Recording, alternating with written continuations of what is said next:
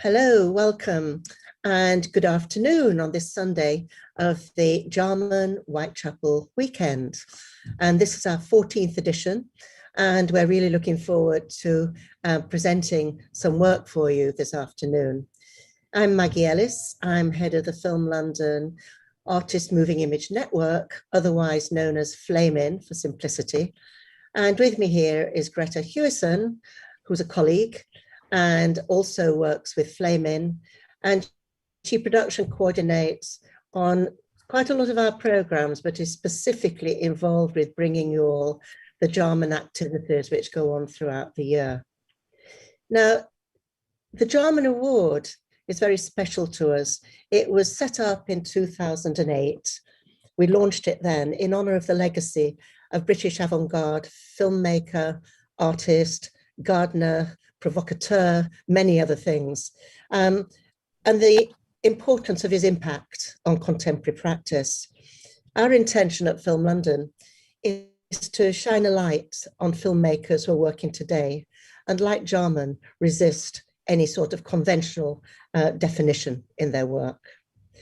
Now, over the years, we've worked with some fabulous filmmakers, not only for the Jarman Award, but across all our other schemes. However, we're concentrating on the Jarman Award today, and I'd like to give you the short list of artists. Some of you who were here with us yesterday will have heard what I've said already, but just bear with me. So the 6 shortlisted artists are, in alphabetical order: Adham Faramawy, Georgina Starr, Guy Oliver, Jasmina Cibic, Larry Achiampong, and Sophia Al-Maria. And some of you saw 3 of the artists yesterday. But first this afternoon, you will hear from Larry Achiampong, who's presenting 2 works, Relic 3 and Expulsion. And after the films, he'll be in conversation with the writer Charlotte Jansen. A little bit about Larry before we kick off. Larry's solo and collaborative practice embraces aural and visual archives, live performance, and sound. He explores class, popular culture, cross-cultural identity, and examines his communal and personal heritage. I'm sure he'll be talking about that in a lot more detail.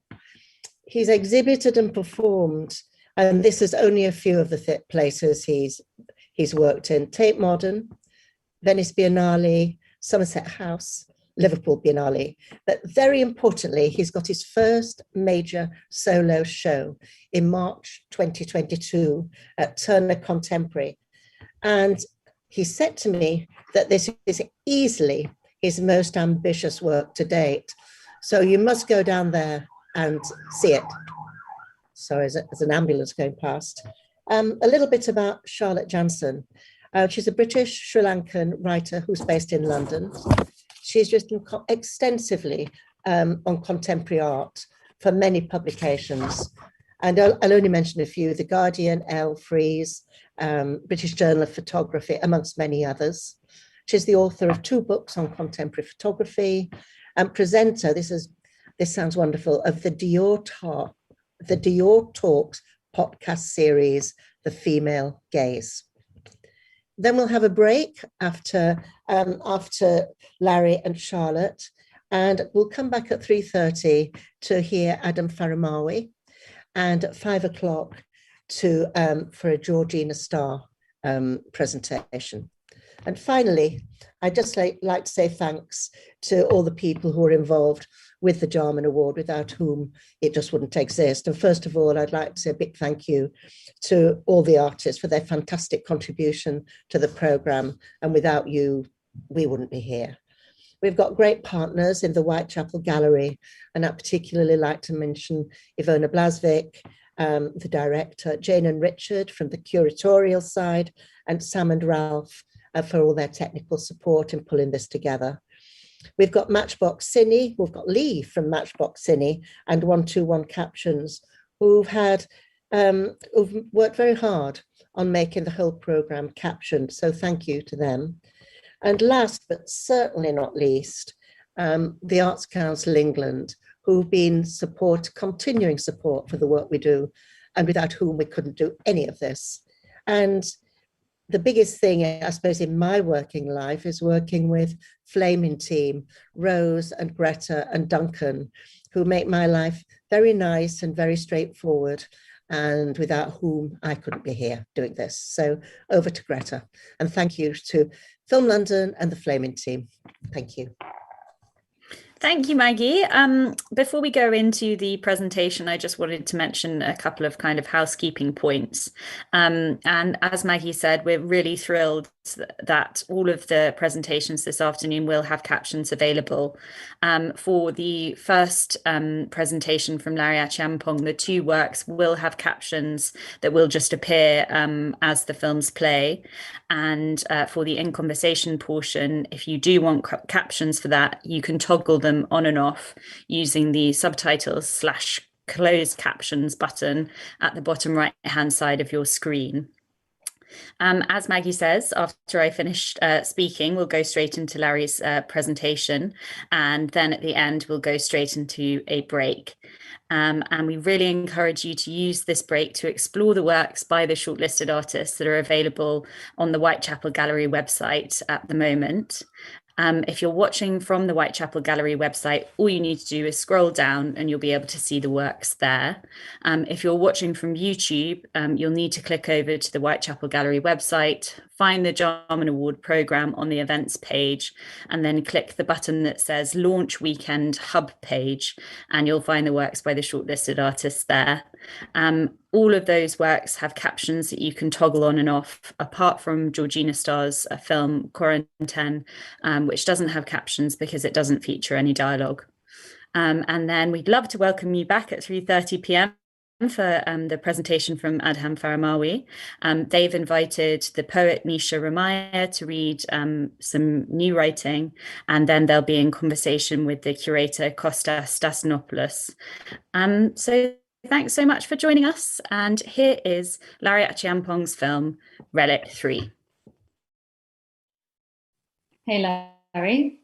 Hey, Charlotte. Nice to see you. Likewise. I can't think of many better ways, actually, to spend a Sunday afternoon, especially this kind of dreary, gloomy kind of day, than spending some time with you and spending some time with your films, actually. And I'm still trying to process them. Like watching two back to back is quite full on. I feel like you need the space and time around each of your films to kind of fully process everything that's happening there. But it's a really interesting choice of two films to see in terms of, like, you know, for people that might be experiencing your work like this for the first time, because I think they represent two quite distinct approaches, and you know, both aesthetically and in terms of, like, you know, one having a more, I guess, that sort of lo-fi documentaries type vibe, and the other one inspired a lot by, you know, sci-fi and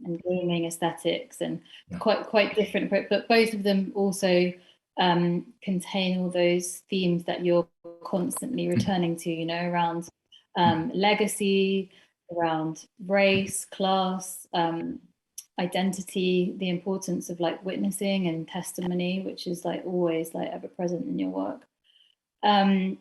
And you know, I think one of the things that makes your work so powerful and resonate so deeply for me is this constant push-pull kind of about them, that you move in between past and future, but you're kind of gripping us so firmly in the present. You know, it kind of has us around our neck. You know, you move between fantasy and reality, between, you know, documentary and sort of narrative type storytelling, I guess. There's just so much in there for me, and I really like to hear a bit more specifically about these two films that we've just seen, you know, from your point of view. So the first one we saw was Relic 3, which it's part of a much bigger thing, isn't it? Do you want to tell us a little bit about that work, and, you know, how you came to make it? And I mean, this is actually, confusingly, it's the fourth. It is indeed, yes. Yeah. Series, Relic 3 it's the fourth film in the series. Interestingly, it was was kind of shot but also produced back to back at the same time as Relic 2, which is the third film in the series. And within within the work, audibly you're hearing a vocal testimony. How this kind of connects to the larger universe of Relic Traveller. It's a speculative project. It's set at a point in future, the future, an unnamed point in the future, in which nationalism across the West, the global West, has kind of like manifested. So, you know, like post-Brexit and Trump, to the point where these places have become relics of themselves. And at unspecified time, additionally, the African Union, as a result of a passport program that has been in gestation for years, which allows Africans to travel around the whole continent with no issue of visa. This has resulted in a point in time of prosperity, of harmony and independence. And so how the films kind of, you know, fit into this point in time of Relic Traveller is the viewer is watching the journeys of these people who are called Relic Travellers, who essentially are sent outside of the AU to pick up vocal testimonies that have been left at any point in history and time by people who've experienced aspects of oppression. In this case, with Relic 3, the focus is on that of a West African elder who is detailing her own experiences of working within a factory, working in London, the experience of being an immigrant, and you know, themes of sexual abuse are even brought to conversation within that as well. It's quite a harrowing tale, and like I said, visually the story is following the experiences of the other Relic Travellers. They're picking up information, or should I say, exploring these sites. So, you know, for me, the idea was to kind of like, I guess, flip the approach to, you know, exploration, because I think historically speaking, you know, with colonialism in mind, it's something that is usually the other way around from a Western, you know, kind of you know, perspective. So, you know, there are points where there is imagery actually that is kind of, you know, generated to try to meet with the haunting vibes within the, you know, the vocal testimony, which is, you know, done on purpose. But yeah, I guess, yeah, I'll leave it at that in terms of, you know, a lot. I mean, for it. There's so much going on. That is the tip of the iceberg. There's just, and it's part of, I mean, I think in terms of you, because, you know, there's so much to talk about, and you're about as multidisciplinary as it comes, you know, like, I mean, you've got the flag actually from the Relic Travellers, series. The flag is in the background there, and people might remember it from, you know, you flew it on top of Somerset House and loads of other places since. But it really, I think, is, in terms of your filmmaking, it represents, obviously it comes as a part of like many other things, you know, you performance around this, there's music, there's even the way that you present these films in space, which was another question I had for you in terms of like your filmmaking, because that seems to be it's actually quite unusual to experience your films like this online, just on a screen. You know, they're usually big, you have some multi-channel work, you've had you know, you usually create a whole environment around them, right? How does that, in relation to the particular themes of like the Relic Travellers, you know, the Relic films, which is probably one of your most like recognizable works now at this point, like it's really been like, it's kind of one of the core parts of your, you know, one of the key works of your practice so far. How do you approach your filmmaking in terms of presenting it, like a film like this, and how does that relate to the themes within the work? So we said it's so much to do with, yeah, the ideas of relics and archive, and sort of like, how does the physical experience of a film, how important is it to immerse the viewer?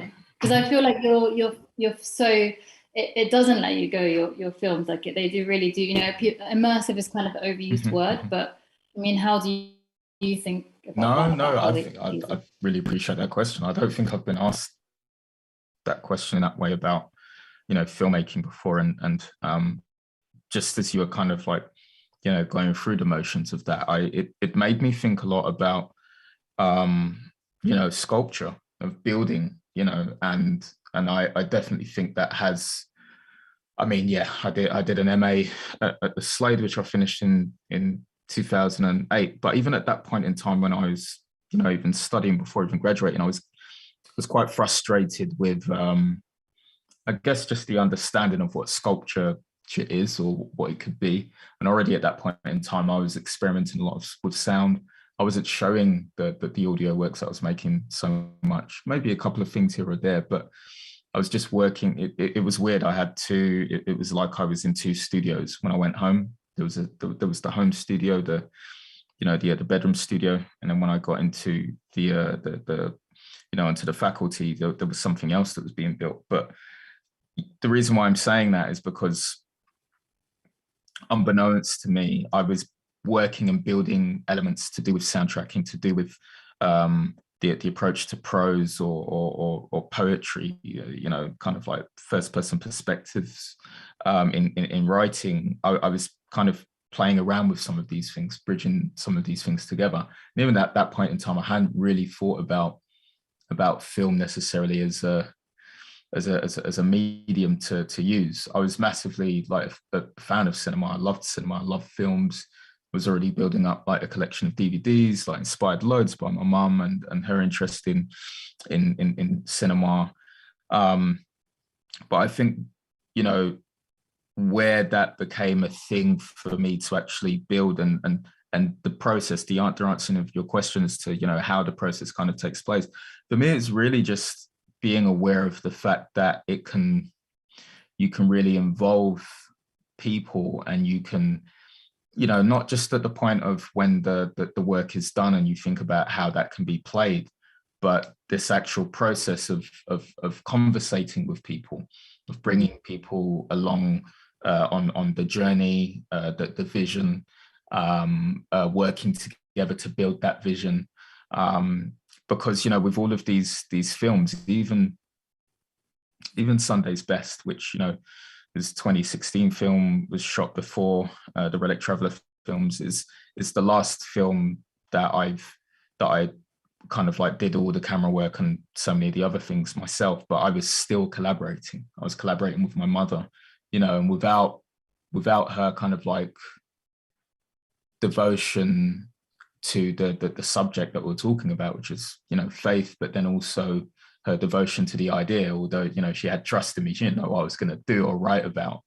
That just couldn't happen. So I think, you know, for me, what I've really been aware of along the way is the work doesn't become possible without working with other people, which I enjoy doing. I love, you know, having conversations with people. I love listening to different perspectives to, you know, an idea or a situation. You know, with Relic 2, for example, that the script for that was co-written by Ada Motro, who I've collaborated with, you know, along the years. We've also recently collaborated on a new film, really ambitious piece, which, you know, will be unveiled next year. And it's really, yeah, it's that idea of journeying with people and learning along the way and building upon, you know, these seeds of ideas and stories and whatnot. And it's very sculptural, it's very physical, whether we think about it from like the most basic sense of the word, of like even like, you know, prop design or what have you, you know, the Relic Traveller outfit, which is very important, iconic to, you know, the series. So there's a lot of play, but I think it's, you know, collaboration is very, for me, you know, central within all of it. Although, like, you know, again, even to this day, there's so much that I still like to, you know, do myself. I still like to compose the soundtrack. Yeah. I love to work with the camera, but again, you know, working with people, it just opens up for me my horizons as to how I can tell these stories, differently.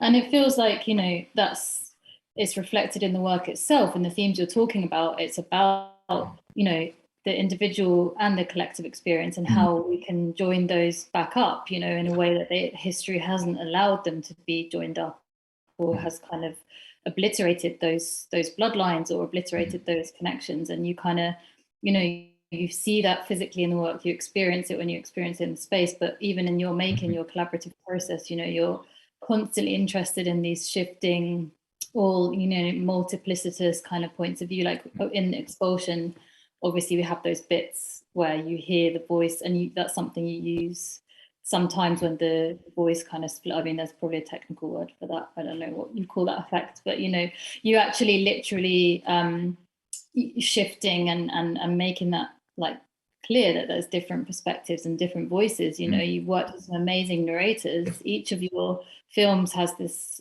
very distinctive quality, thanks to the narrators that you've brought in as well, and the way, and I know that that's very important to you, and you've really appreciated the kind of things that various narrators that you've even brought in have brought to the prose, to the script as well. So yeah, I mean, your way of working is just so fascinating. And I mean, I know last time you've been shortlisted for this award before, right, as well? Collaboratively with David Blandy, yeah. Yeah, so this is your first, but again, that collaboration as well, which was really also really incredible. But just shows like, how consistent you've been, I guess, in that kind of approach to collaboration. So thinking about the Expulsion then. Which again, I guess the theme that joins these very strongly is the idea of like labor, of like, again, physical labor and the unseen, because in a way, what's so interesting about these films as well is the kind of disconnect and the dissonance between the image and the narration. In that, like, you're imagining two things at once, it's kind of again, it's the way you play with the way you play with time, and I think some of the inspirations that you draw from, and the ideas around agency, that definitely it plays into that the way that you use image and sound, or image and voice. So labor. So to come back to that, both these films really are kind of eerily prescient as well.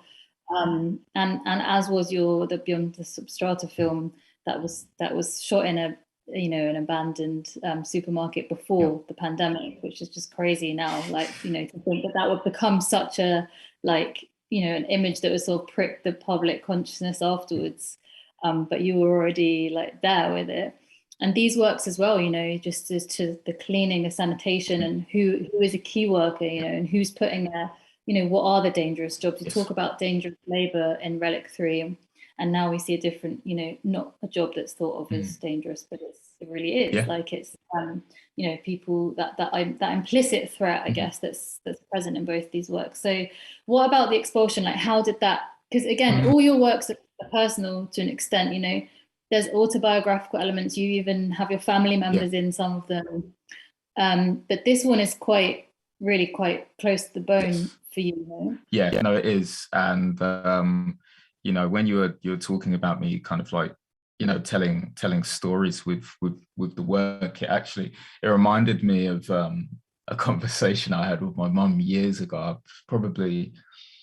I don't know, I was probably 16 or something, and at that point in time I was just finishing my GCSEs and made the decision to, I guess, do the equivalent of like a kind of like art foundation. I remember her saying to me, I didn't get it at the time, but she was like, one day you will tell my story.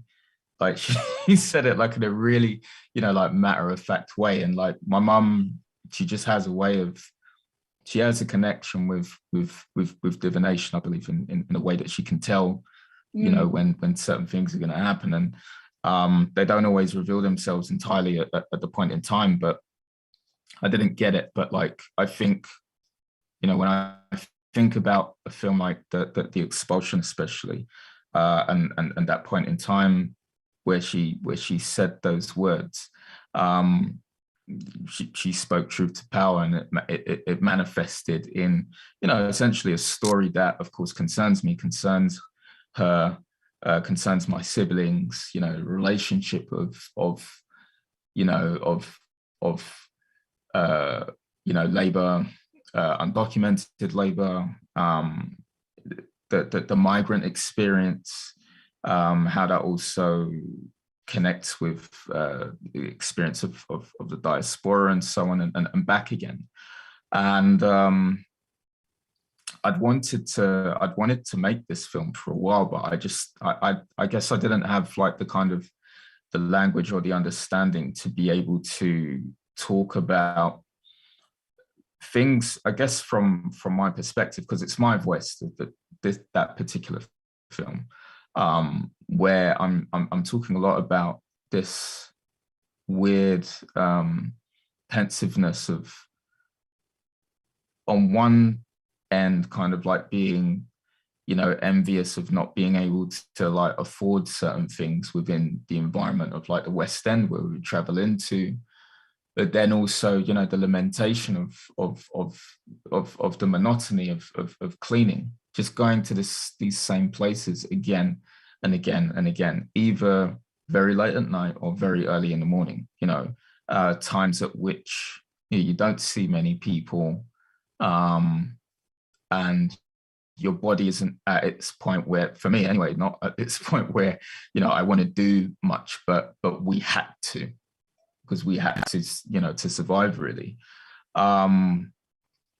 So, you know, the way that I thought about making this film was actually thinking about it as a horror film. I was thinking a lot about, you know, the likes of John Carpenter. I was thinking a lot about, which I think with my work kind of manifests a bit with Beyond the Substrata, but I was thinking about the Michael Myers or the Shape character that is known, the idea of the boogeyman. And the reason why that was important was because with regards to race, with regards to racism, the experiences that I'd had of when people would talk about, you know, people that I knew, people who are white especially, would talk about their experiences of coming across, you know, like black shadows, which, you know, tended to be, from their descriptions, that of like black people. You know, the feeling for me was as if, you know, we were things, you know, and I wanted to, I guess, convey the slowness of the feeling of that pain. So you know, there's that corridor kind of like sequence where you have the auntie with the mop bucket standing, like, you know, in the backdrop, and, you know, with the lights and so on, and, you know, that's done very much on purpose, because to try to convey this other kind of like bodily, you know, experience, if you will. So yeah, you know, there's a lot going on in that work. It's very heavy. I think, like you said, there's more of like, almost in some respects, a documentative approach with it. There's a lot of visual noise in the film. Initially, when I was making the film, I was like, oh gosh, like, I want to try and find a way to get rid of it. And I did work with denoising, but then actually I realized, you know what, it's about the grit, it's about the filth, it's about that reality. So that it just stayed in there.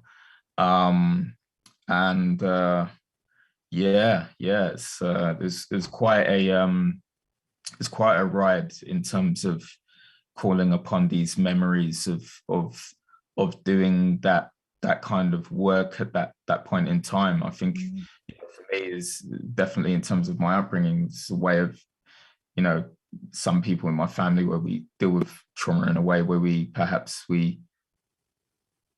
try to kind of like laugh back at things sometimes, but a lot of it actually isn't funny. Do you know what I mean? Yeah. So for me, it is my kind of way of kind of like mentally and emotionally dealing with that through the telling of the story.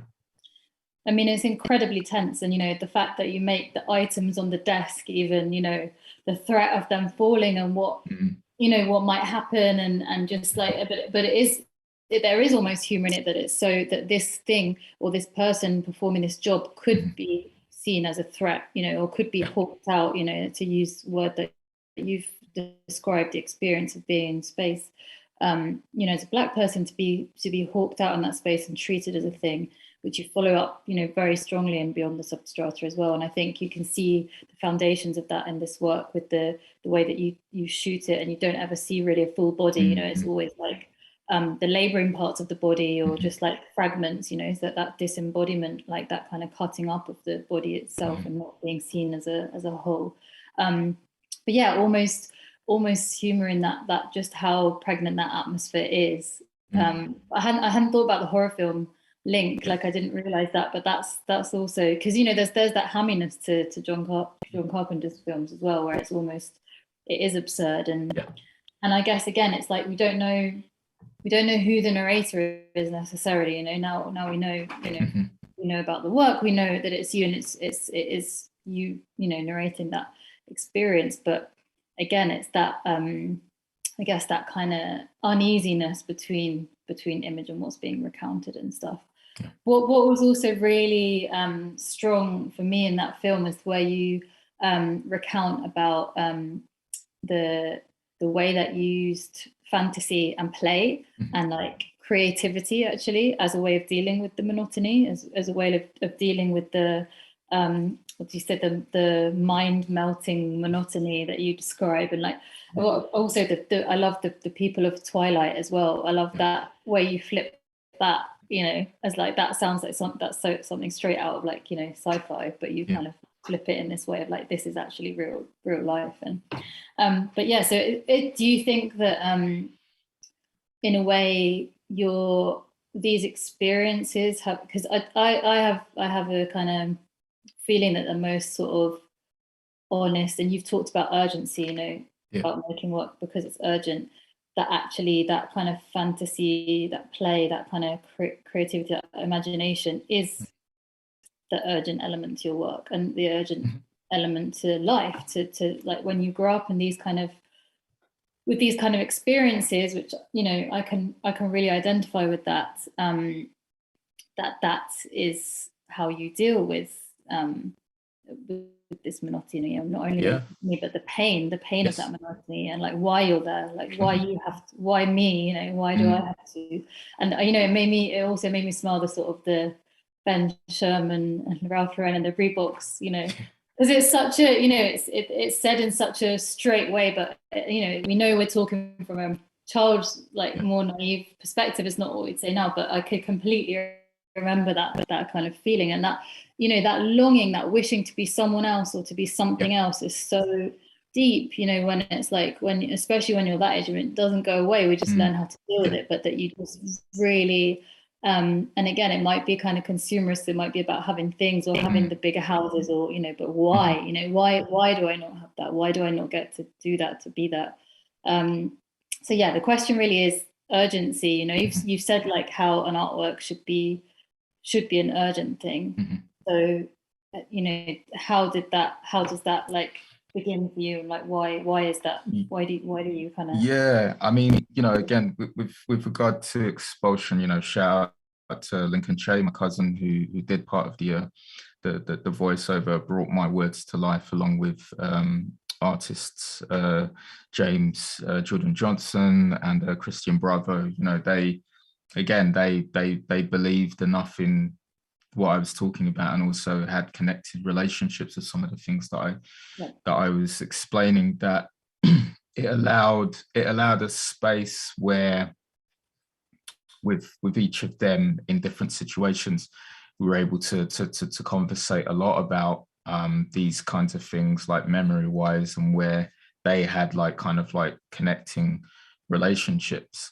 There has to be, I think, when I'm making, for me, you know, when making work that can have such a heavy subject matter, especially if it becomes like autobiographical, there has to be a you know, there has to be like a certain like pulling thing within my heart or my soul that keeps me engaged for the ride, you know, like otherwise it, you know, then there's no difference with perhaps like a documentary work, I think, because with documentaries it's, you know, and I actually made it won't be released until next year. But I made my first like documentary this year, very short film, and the approach I understand with that now is very different to, you know, making, you know, even a film that does kind of talk about facts, does talk about actual, you know, histories and whatnot. It's just a whole different process, and creatively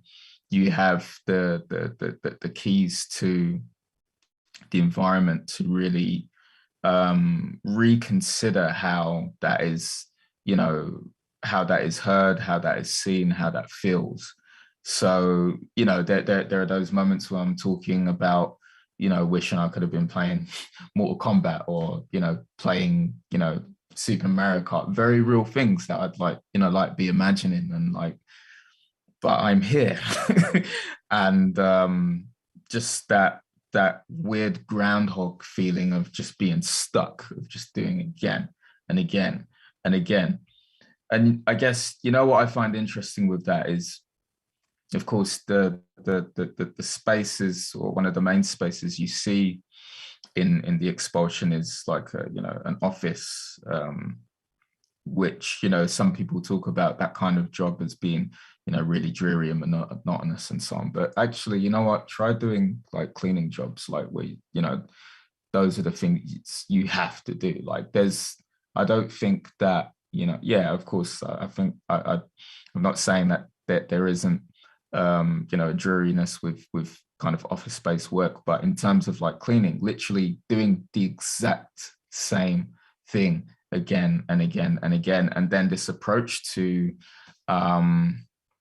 as I say in the films, you know, sanctifying a place or spaces that will become sullied every single day, like, and having to kind of like build up the willpower, let alone energy or anything, to go back to these same sites, to see habits, because you see physical habits of people. Some people who, you know, they deal with waste in a certain way, and other people are really fucking gross. Excuse my language, are really gross. The secret of the crash. I love that line in that. You know? Yeah, you know. So like I said, you know, in terms of this atmosphere of creating a film work, there has to be, for me, you know, consideration of how creatively the conversation can be brought up, because otherwise, yeah, it does become perhaps a bit too much. It becomes too much of a chore in itself, and then, you know, as a result, it doesn't feel like, you know, these conversations that are important are being brought in to the table in a way that I think are necessary, and the need to do that, you know, I don't, sometimes the harshness of a reality needn't not be presented like straight away in that sense. Sometimes, you know, that build up, or that slow kind of, you know, inhaling and then exhaling of that is necessary. And it's what I love about making film, you know, which is, you know, I love time travel. You know, for me, films are time travel, and so, you know, you have space to work with that. Yeah. No, I mean, time is another major theme in your work that I really wanted to, you know, obviously you've done, you know, you have your Sanko time, and, you know, you collapse time, and I know you're interested in, you know, you're very into gaming, and the way that that time is dealt with in gaming or in sci-fi, you know, and the way that film can sort of make time ambiguous and go beyond it, and at the same time be just, you know, ultimately destroyed by it. But we are running out of time. So I have one last question. I think we've got time just for this one. You know, thinking that this is, you know, Film London, I really, really, really hope that you get this award. I think you so deserve it. But you, you know, you're such a incredibly talented artist. You know, you can work with your hands, you work with your mind. You can, you know, you're so resourceful, and you do so many different things. But why film? You know, film is expensive, it's difficult, it takes time, you have to deal with so much red tape. Why make films? You know, I think within our, you know, our conversation, it's because of all the types of possibilities that connect itself with it.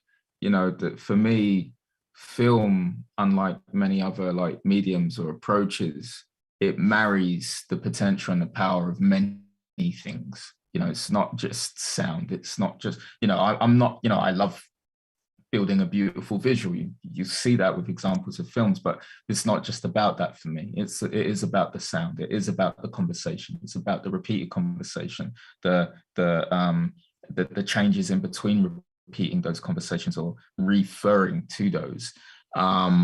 You know, the possibility to build things, to physically feel them, and then to have to kind of take that point of letting go, of stepping back, traveling, you know, traveling to environments, traveling to sites, to new places, learning about new things. I just think that, you know, film in that respect is, but you know what the funny thing is, I know you said like, you know, yeah, it can be expensive, but like, I guess, you know, for me, I shoot with a lot of my own equipment and build things with my own equipment. So I've worked a way that, you know, where I hustle it, where it can work for me, which is funding to always, you know, provide what it needs to, like you're saying, urgency, you know, so like I'm not waiting for the Arts Council to say, oh, this is viable, so now you can shoot that urgent thing. Like, you know, I got to be ready. I got to be, you know, and I'll shoot rushes even to begin with, right? But it's the excitement that it allows and that communal potential that can be built with that. And I've not, you know, again, yeah, I work with other forms. I work with visuals, stills, painting, photography and whatnot. And the collaborative or communal, should I say, space, I don't think is as open with those areas, you know, because I'm going to build a painting or whatnot, yeah, unless I need someone to assist me with something. Like I have the vision of the thing, I'm just going to go and do it, right? With filmmaking, it's just that expansive kind of, you know, potential to conversate and to relate. You know, even the idea of like being in the cinema and talking about the different experiences of that, you know, even if I don't necessarily agree with someone else's experience, but we have that connecting space. And then, you know, when all is said and done within the realm of art, contemporary art and so on, I think it's a medium that, if, you know, respected enough, like you can connect people in a way that, you know, that I think is important. Yeah, I don't know if that answers your question. There's so much going on with so that, much, yeah. It's so malleable. I think that's the thing, and it kind of, more than any art form, I guess, in the way photography maybe does to an extent, but it transcends those boundaries that fine art, or art, you know, with a capital A, yeah, has been like bound up in terms of like access. Absolutely. Like you so said. I mean, it's Sunday and it's going to be Sunday night very soon. And when I met you for the first time when you had a studio at something else, you had, I mean, you could hardly move for the piles of like DVDs, games. Like that was pretty much, I was like, what is he making in here? Because it's just a lot and then a lot of cables. So I know you must have something that you could recommend to watch, or something that you've been watching lately, or that you always return to. I know that there's some things you're a fan of. Is there anything you could? Yeah, no, I've got some recommendations. Oh gosh, I watched it again just last night actually. A film called The Harder They Fall. It's a new film by James Samuel. I recommend the soundtrack as well. Really cool Western film that I think just does things differently from the usual expectations, cinematically speaking. Castlevania. That's a Netflix series produced by A.D. Shankar. Really love his work, love what he did with Judge Dredd, which, you know, if you're into that, if you're into comics, definitely check that out as well. But yeah, Castlevania is, you know, based on the video games as well, of course. Metroid Dread, a Nintendo game that was just recently released on the Nintendo Switch. It's you know, it's just the way that it harks back to the the Super Nintendo era of video games, Super Metroid and whatnot, and picks off with the story of the Metroid series. Really cool. The Eternals, directed by Chloe Zhao. So yeah, Marvel film. I'd say it's the most different of all the Marvel films. It's just very weird. And I think, unfortunately, for that reason, it's kind of like been reviewed in an unfair light. But what I love about Zhao's kind of approach to filmmaking in that is the use of light, the use of natural light in filming. You don't see that in a Marvel film. And, you know, I like Marvel films as well. I like the comics and whatnot. Oh yeah, and I just finished the Loki television series, but I'm recommended also especially the soundtrack by Natalie Holt.